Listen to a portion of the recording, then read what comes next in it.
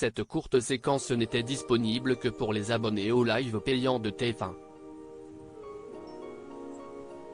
Mais elle a tout de même fait le tour de la planète Twitter.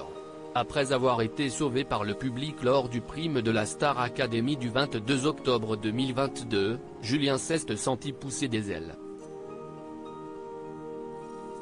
Quelques heures après cette petite victoire, il a carrément été surpris dans les couloirs du château de Damary-les-Lys en train d'embrasser fugacement sur la bouche son camarade Chris. Une histoire d'amour serait-elle en train de naître entre les cours de chant, de danse et d'expression scénique? Il faut croire que non.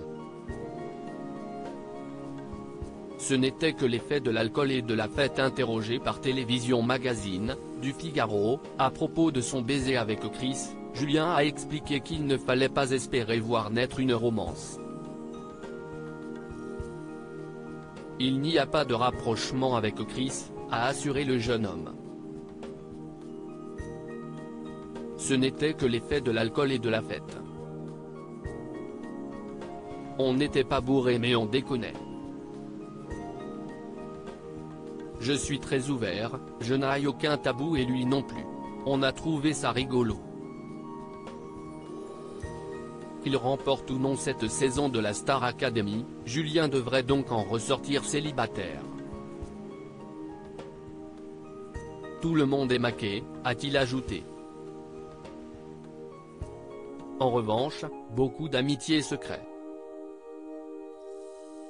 Je n'ai pas de préférence mais ceux avec qui je m'entends le mieux sont Louis, Enola, Anisha et Hassen qui n'est plus là malheureusement.